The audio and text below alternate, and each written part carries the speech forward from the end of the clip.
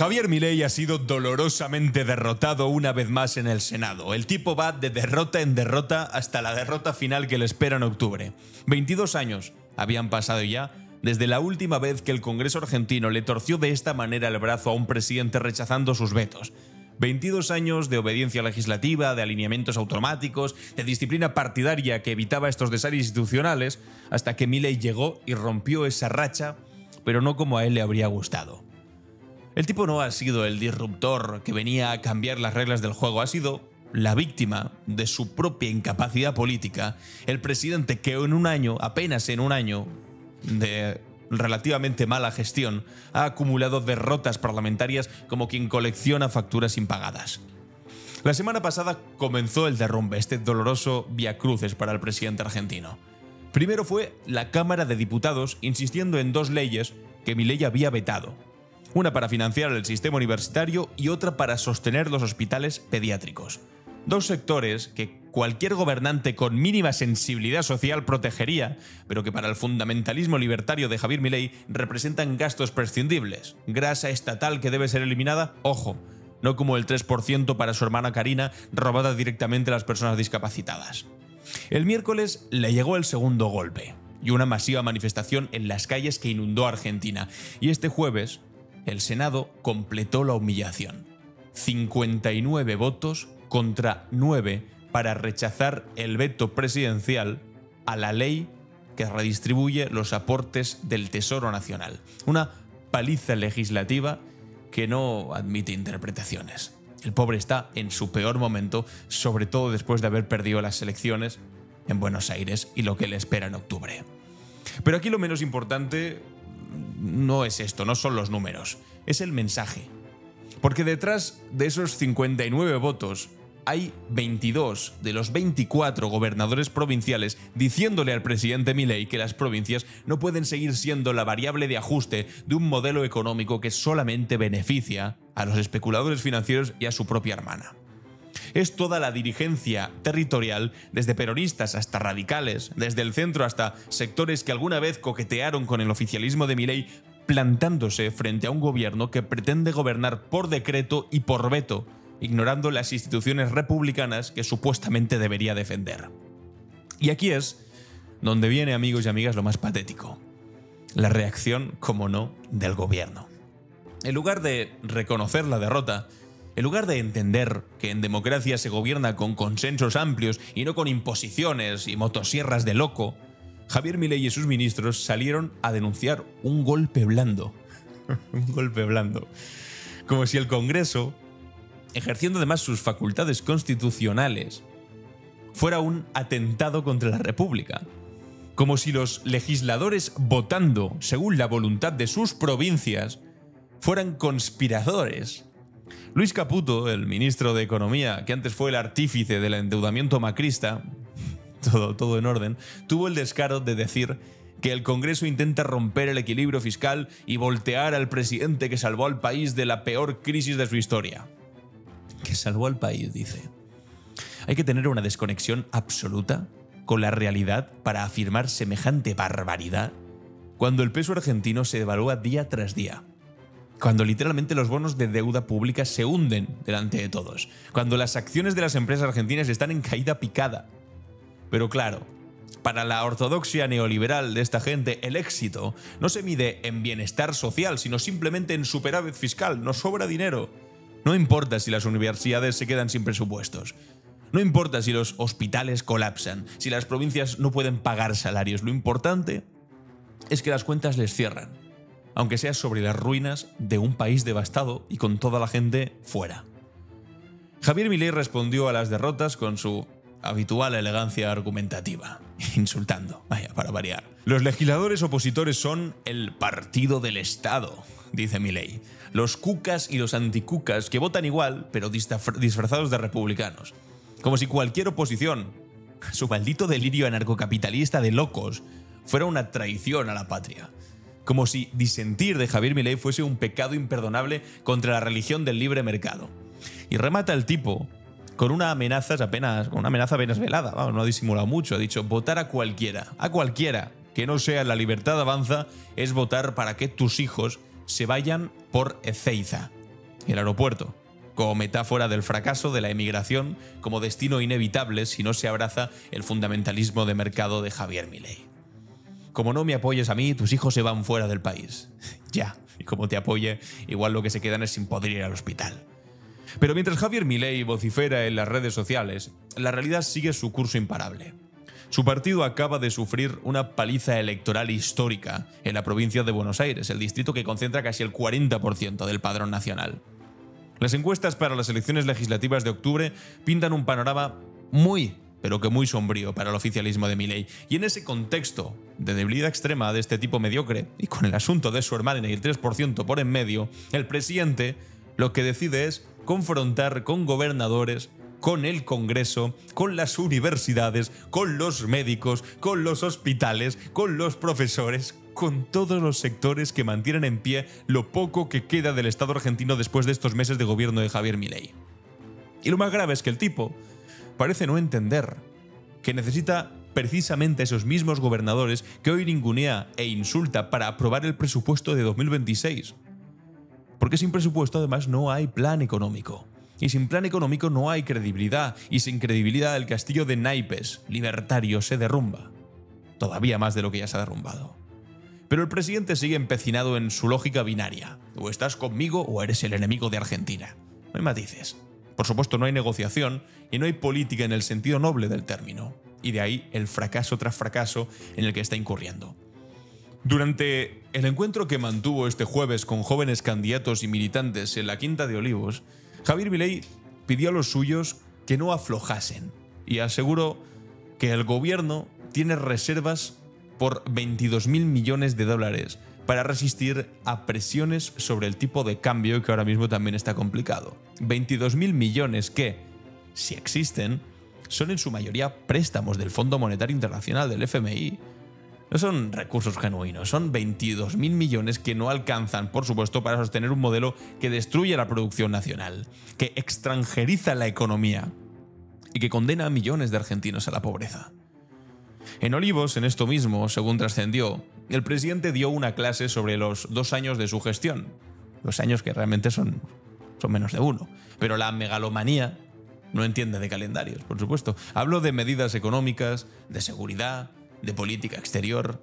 No habló, por supuesto, de los jubilados que cobran una miseria, tampoco de los trabajadores que pierden el poder adquisitivo mes a mes, de las pymes que tienen que cerrar, de los jóvenes que no encuentran futuro. Tampoco habló de su hermana y de las coimas del 3%, ni, por supuesto, de todo aquello que le dejaba en mal lugar, como haber perdido las elecciones de Buenos Aires. Para Milei, todo eso son daños colaterales necesarios en su guerra santa contra el Estado. También el robo de su hermana, en fin, es Moisés, decía. Se puede quedar con el 3% Moisés, no me diréis que no. Pero hay algo todavía más profundo en esta crisis.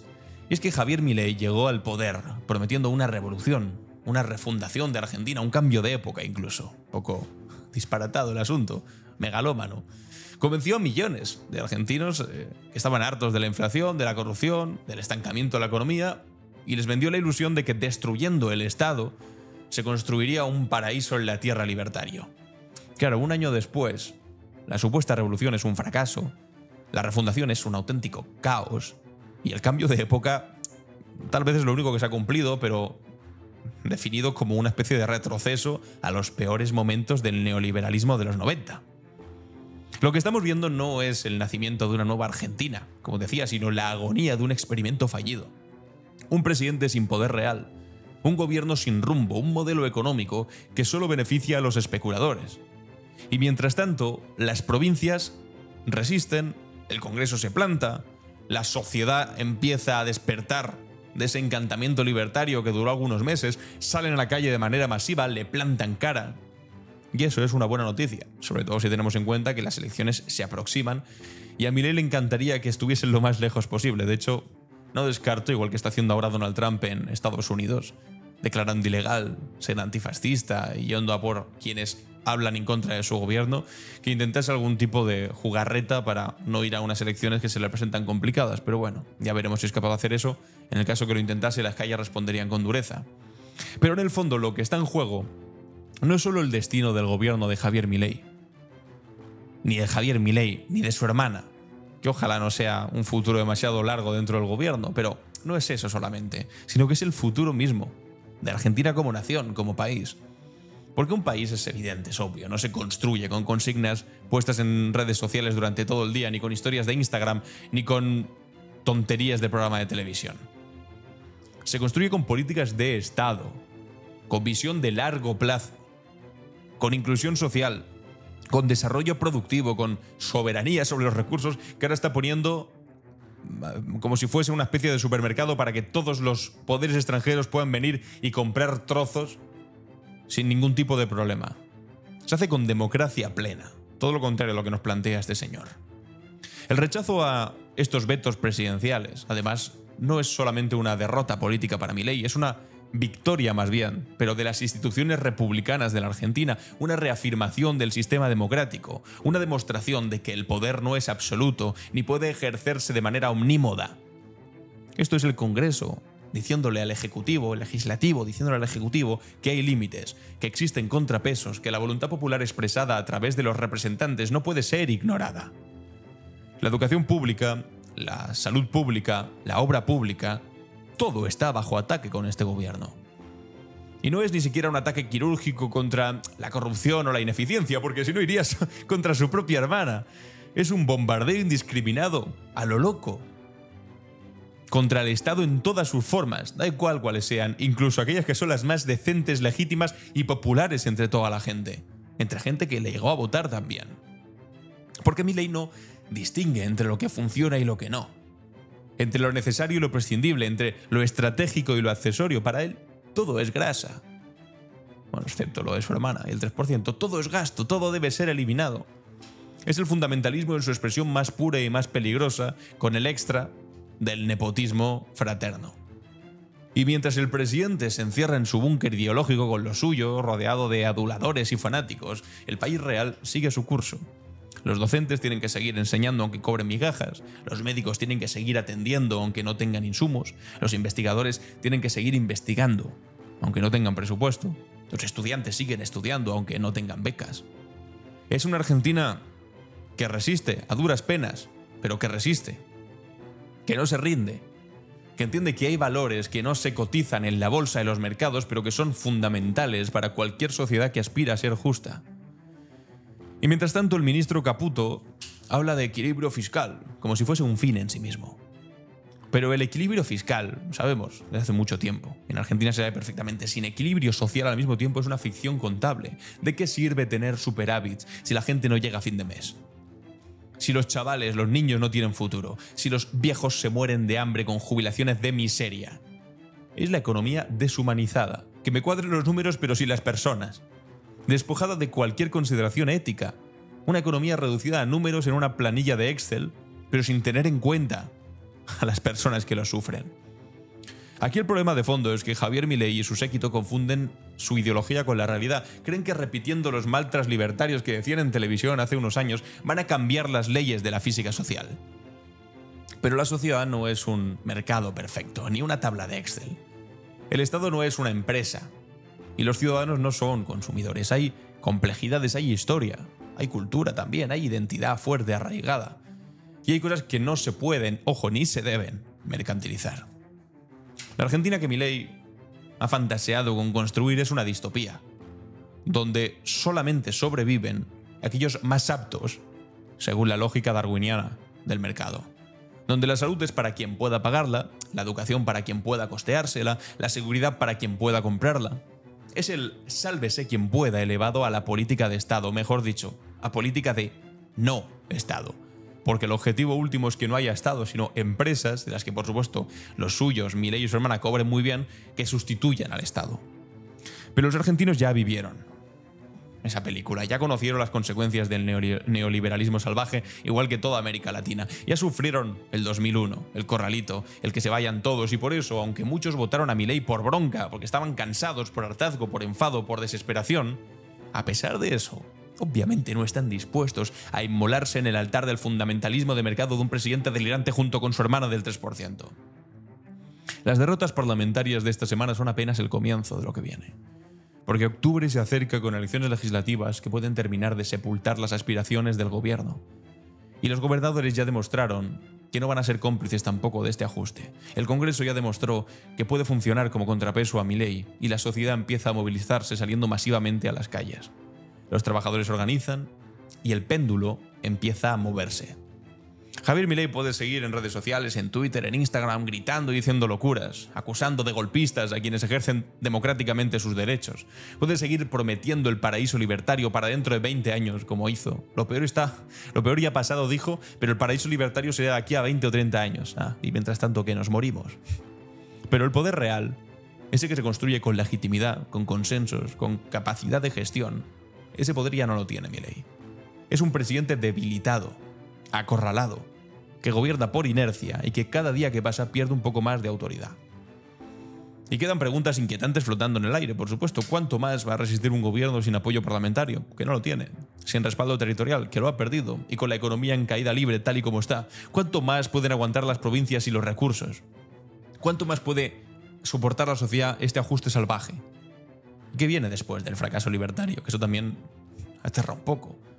Porque que nadie se engañe, lo que está en juego no es solamente el destino de Milei, que nos trae sin cuidado, sino el futuro de un país que está por ver si encuentra el rumbo después de este gran tropiezo que se ha llamado Javier Milei. Pero por el camino, al menos, se hace justicia y este tipo está empezando a pagar todas las barbaridades que durante los últimos meses ha estado haciendo, diciendo y ejerciendo en contra, no solamente del Estado, diría, sino de Argentina y de todo aquel que se le pusiese enfrente.